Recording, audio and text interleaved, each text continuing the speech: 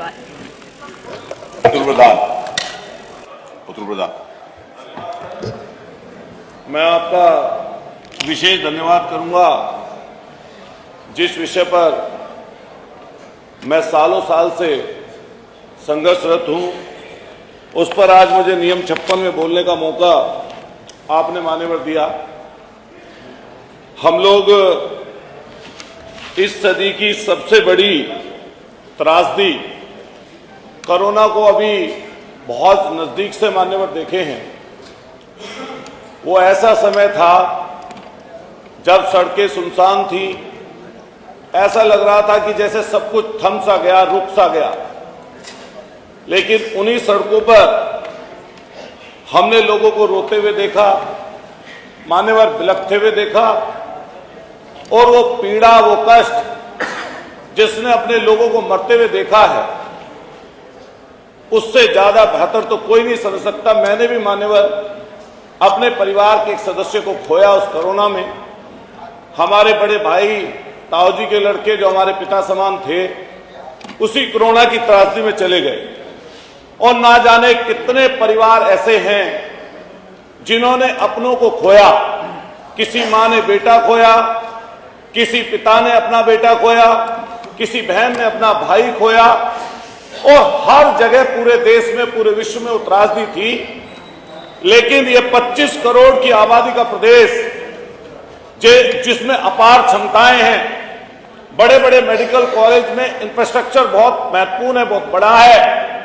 हमने सिलेंडर की कमी, ऑक्सीजन सिलेंडर की कमी के कारण लंबी लंबी लाइनें देखी, और वो सारी पीड़ा, वो सारा कष्ट देखा। और शायद मान्यवर जितने यहां पर सदस्य दर्शक दीर्घा में आदरणीय पत्रकार सब साथी बैठे हैं, ऐसा कोई ना कोई सगा संबंधी, जानकार, पड़ोसी, गांव का कोई ना कोई सदस्य सबने खोया है। जब इतनी बड़ी त्रासदी हम लोगों ने देखी, उसके बाद में भी सरकारी प्रशासन, सरकारी व्यवस्थाएं, सरकारी स्वास्थ्य व्यवस्थाएं इस कदर खराब हैं कि वो हर दिन कोई ना कोई ऐसी फोटो, ऐसी पिक्चर कहीं मोबाइल पर, कहीं टीवी पर, कहीं अखबारों में हर दिन दिखाई देती। हमें जब अभी कुछ दिन पहले झांसी में नवजात 11 बच्चों की जलने के कारण मृत्यु हुई, उसमें गोरखपुर की याद हम लोगों को आई। क्योंकि गोरखपुर में भी एक बड़ी त्रासदी हुई थी कुछ साल पहले। लेकिन जब गोरखपुर के बाद आपके झांसी के मेडिकल कॉलेज में इतनी बड़ी त्रासदी हुई, और उसके बाद में जो लीपापोती उस पर हुई, वो मान्यवर बहुत अफसोसजनक है। और उसके बाद में संवेदनहीनता की वो सारी हदें पार हो गई, जब वहां पर तो लाशों में बच्चियां, जिनकी माएं थी, जिनके बच्चे थे, उनकी माएं बिलख रही थी। पूरा झांसी और पूरा प्रदेश कोहराम में था। वहां पर माननीय डिप्टी चीफ मिनिस्टर साहब के लिए कली बिछाई जा रही थी, पर्दे बदले जा रहे थे, और ऐसी व्यवस्था की जा रही थी कि ना जाने किस चीज के लिए माननीय मंत्री जी आ रहे हैं। और क्या सोचा होगा जिला अस्पताल के प्रशासन ने, और क्या सोचा होगा वहां के स्थानीय प्रशासन ने, जो इस तरह की व्यवस्था करके दी। लेकिन आज तक मान्यवर उन विभाग के लोगों पर, और खास तौर से जो वहां के प्रिंसिपल थे, एनएस सेंगर, जो वहां पर प्रिंसिपल थे, और प्रिंसिपल होने के नाते जिनकी सबसे बड़ी जिम्मेदारी थी, आज तक कार्रवाई के नाम पर मान्यवर उनके ऊपर सिर्फ यह किया गया कि वो लखनऊ से अटैच कर दिए गए।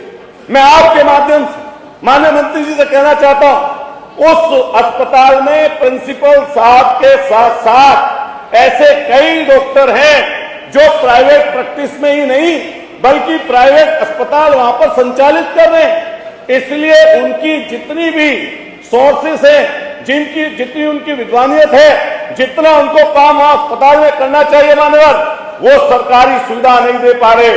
और यहां तक कि मैं आपको बता दूं जानकारी के लिए, प्रिंसिपल साहब श्री हॉस्पिटल चला रहे, डॉक्टर राजकुमार वर्मा आपके हॉस्पिटल चला रहे, doctor Kuldeep Chandel sunshine hospital चला रहे, डॉक्टर हमारे आशीष जी राजपूत आपके सनोज हॉस्पिटल चला रहे, डॉक्टर संगीता राठौर वहां मां वैष्णव हॉस्पिटल चला रही है।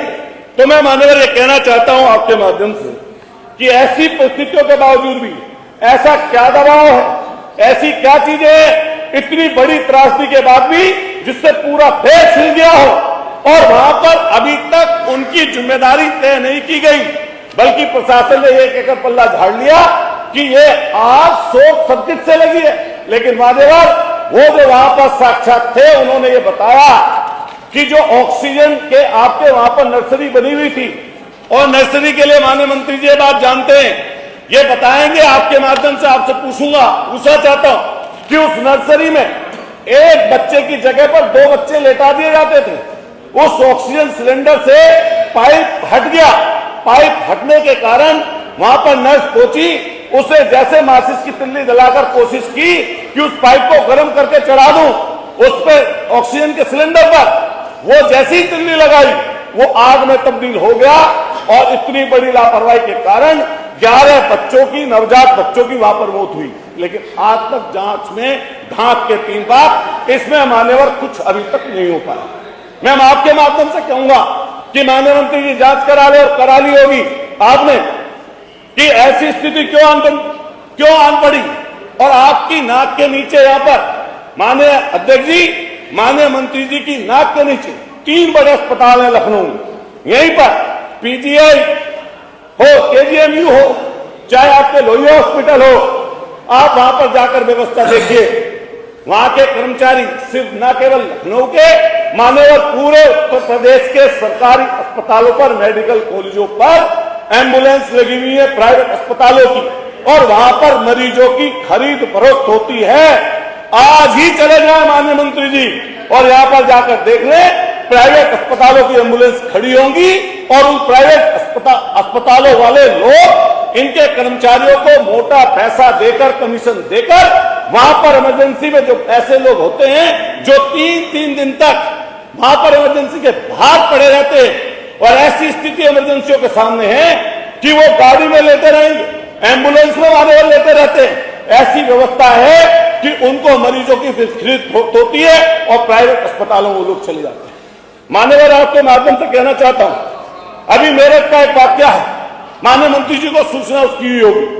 वाक्य क्या है, एक प्राइवेट हॉस्पिटल में एक बच्चा जना, एक महिला ने बच्ची हुई, बच्ची होने के बाद उसने फोन घर पर किया, उसके पति ने ये कहा कि बच्ची हुई है, मुबारकबाद। और बच्ची की जैसे मुबारकबाद दी और जैसे ही महिला लिफ्ट के अंदर गई, लिफ्ट टूट गई, और लिफ्ट टूटने के बाद में वही महिला उसी लिफ्ट में दुर्घटनावश मौत हो गई। माननीय अध्यक्ष जी,